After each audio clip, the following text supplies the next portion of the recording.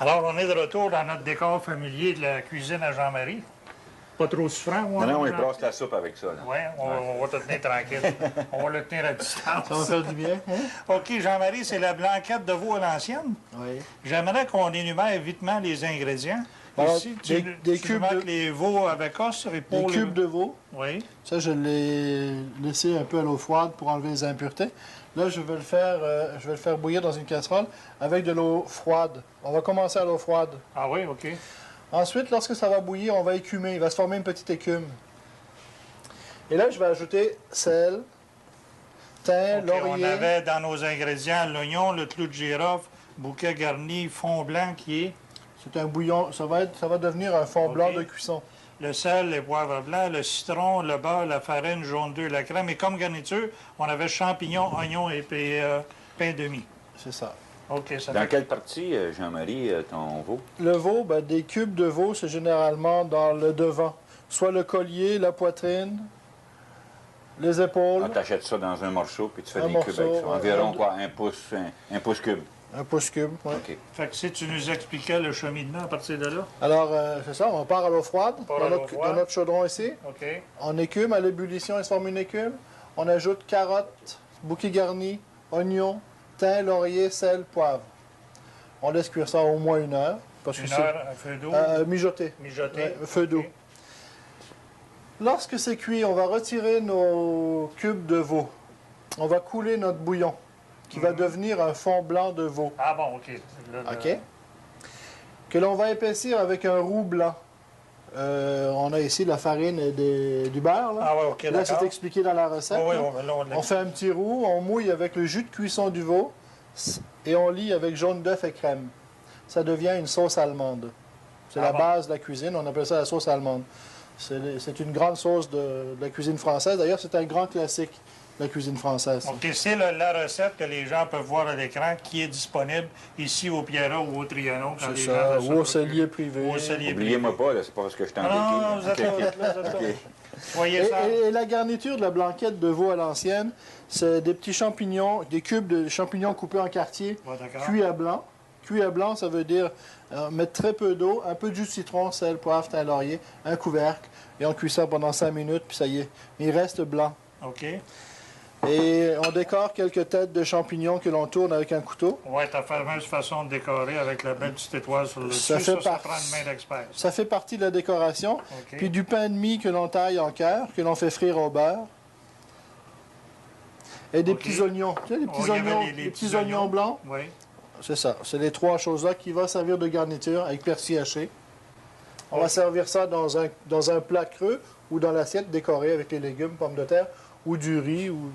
Pas encore une fois, là, on donne une recette qui est une recette de 8 personnes. Celle-ci, c'est pour 8 personnes. C'est facile à trouver encore là, les ingrédients. Oui, c'est ce que je voulais mentionner. C'est encore des ingrédients qui sont faciles à trouver. Il n'y a rien de spécial là-dedans. Il y a rien tout ce qui pousse chez nous. Qui est dur à chercher. Et on pourrait, quitte à peut-être amener des variantes l'été quand les légumes, je ne sais pas ce que... Bien là, il faudrait changer de nom. Il faudrait changer de nom. Là, c'est une recette homologuée. Il ne faut pas s'attaquer aux recettes, il ne faut pas les déranger. Bien là, c'est une recette homologuée, c'est une recette classique, ça.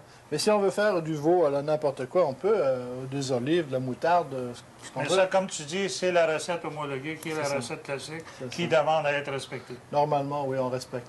Eh bien, je te remercie beaucoup, Jean-Marie. Ou on les invente.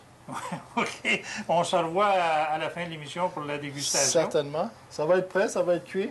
Jean-Pierre, on retourne à notre table? Oui. Fais attention à toi, là. Oui, il faut être prudent. Mais vous, les gens à la maison, on vous revoit. Merci. À tout à l'heure.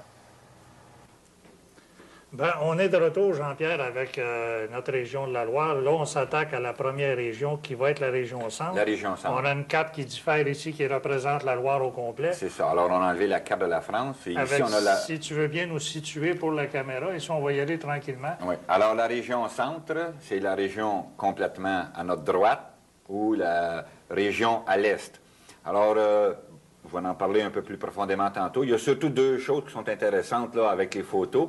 Il y a Cheverny, qui est ici. OK. Si on descend un petit peu plus bas, il y a Chenonceau. Alors, j'ai 2 photos de châteaux. Qui vont être encore des photos de châteaux. Oui. que Alors, je vais c'est la placer caméra. devant la caméra pour lui demander si après... Il y avait une petite anecdote. Contenez donc l'anecdote Oui, du alors premier j'ai château qu'on monte. collé deux petits papiers 3M, chaque côté du château. Alors, la partie centrale du château, je ne sais pas si les gens peuvent la reconnaître, c'est là où Hergé a pris son idée pour faire le château de Moulinsart Ah oui? dans Tintin. Alors, Là si aussi, on enlève Je vais enlever les ces deux papiers papiers-là. collants, alors là, Ça c'est nous le... donne la version du C'est château ça. complet. C'est ça. Alors ça, c'est le château dans sa version originale ou dans sa version complète. Alors c'est juste la région centre que Hergé a OK. pris. Puis l'autre château qui est très beau, celui qu'on a ici, c'est Alors ça, le... c'est Je Chenonceau. vais de montrer ça à la caméra aussi. On va s'y prendre comme Alors ça. Chenonceau, alors la rivière qui passe entre les arches, c'est le Cher. Alors c'est un château, enfin, chaque château a son histoire, là. C'est un château où la Est-ce que tu as la maîtresse... chance de le visiter? Oui, j'ai visité, oui. C'est une des maîtresses du roi qui demeurait là. Ah alors, bon? elle était bien choyée. Très beau château. OK, alors... Ça, on y va avec la production maintenant. dans la région. Alors, la région centre produit environ 1 million de caisses de vin blanc, dont les 3/4 sont d'appellation contrôlée. Le restant, ce sont des VDSQ ou des vins de pays ou des vins de table. En vin rouge, produisent environ 700 000 caisses, dont seulement 20 en appellation contrôlée. Le restant, des VDQS ou vins de table, vins de pays. Les VDQS, tu te souviens qu'est-ce que ça veut dire, là, oui? Ouais. C'est l'appellation avant d'être appellation Juste contrôlée. l'appellation avant, ouais, c'est ça, vrai. la période d'attente. Dans le rosé, produisent environ 250 000 caisses, c'est pas beaucoup.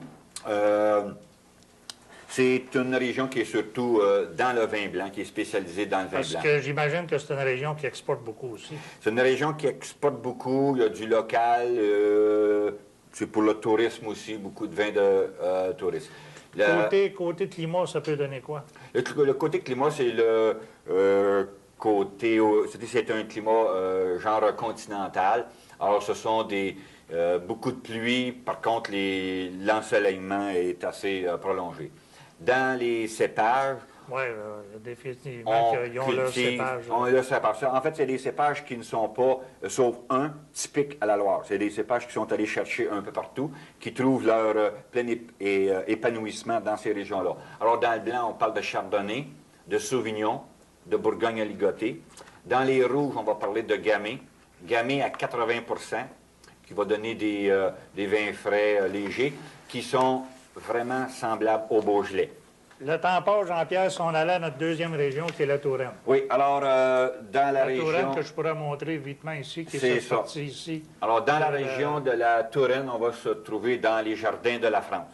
Alors, dans la région de Touraine, on va trouver sur la rive gauche les affluents importants, dont le Cher, l'Indre, la Vienne.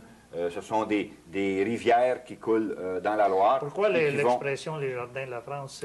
C'est une région qui est assez humide. C'est une région où la végétation est très, très, très intense. C'est aussi la région où les vignerons sont des céréaliers, puis qui vont même avoir du bétail à élever. Alors, ce ne sont pas des vignerons à temps plein, si on peut dire, comme dans d'autres régions, soit en Bourgogne ou soit comme en Bordeaux. C'est une région, si je ne me trompe pas, qui produit énormément. C'est une région qui produit passablement. Si on regarde, c'est une région qui produit environ 1 500 000 caisses de vin blanc. Qui est plus encore que la région centre. Oui, c'est une région qui produit un peu plus que la région centre. Ils produisent à peu près la même chose en vin rouge, puis environ 650 000 caisses de vin rosé. Maintenant, au niveau des cépages, si on compare la Touraine avec la région centre, on peut... C'est à peu près la même chose, sauf qu'eux autres ont un cépage additionnel qui est le chenin blanc. Alors, chenin blanc, c'est le cépage principal.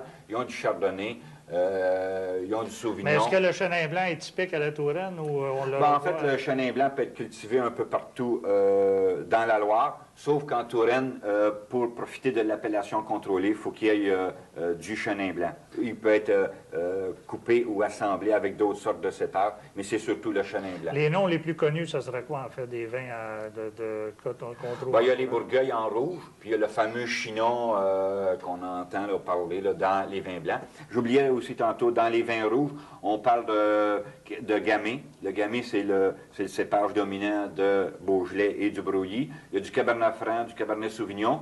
Il y a aussi le Pinot Meunier qu'on a retrouvé quand on a parlé Oui, on a de parlé la Champagne. dans la Champagne. Ça. Puis il y a le Pinot Noir qui est le cépage dominant de la Bourgogne. Alors, c'est un mélange là, de cépages qu'ils prennent pour élaborer leur vin. Alors, si on saute à notre troisième région, on arrive dans l'Anjou et le Saumurois. C'est ça. Alors, dans l'Anjou et le Saumurois, c'est une belle région qui nous offre une palette de vins assez élaborée.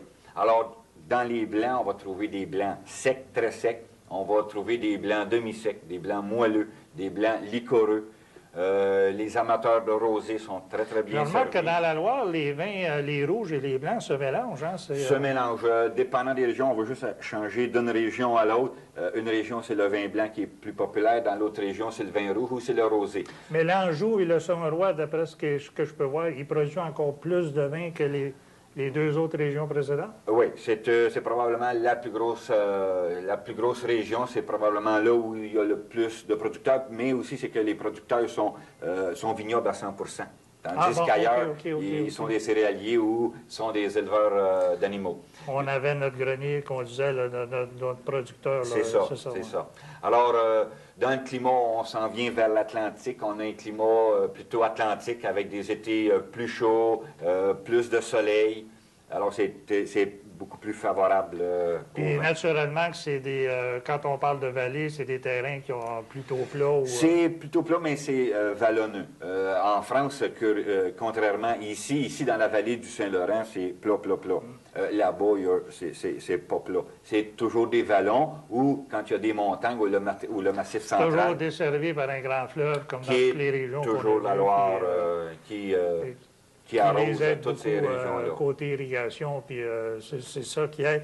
Maintenant, les principaux cépages sont quoi dans l'Anjou? Alors, dans cette région-là, le principal cépage, c'est encore le Chenin blanc. Puis le Chenin blanc est encore plus important parce que pour être une appellation contrôlée, alors pour rencontrer tous les critères, comme on a parlé, en appellation contrôlée, il faut qu'il contienne au moins 80 de Chenin blanc. Les cépages qui peuvent être jumelés au Chenin blanc peuvent être le Sauvignon ou le Chardonnay. Jean-Pierre, je t'arrête. C'est déjà tout. C'est incroyable, mais c'est déjà tout pour cette semaine. Nous, on se revoit tout de suite après notre légère pause avec notre grand chef pour la dégustation. À tout à l'heure.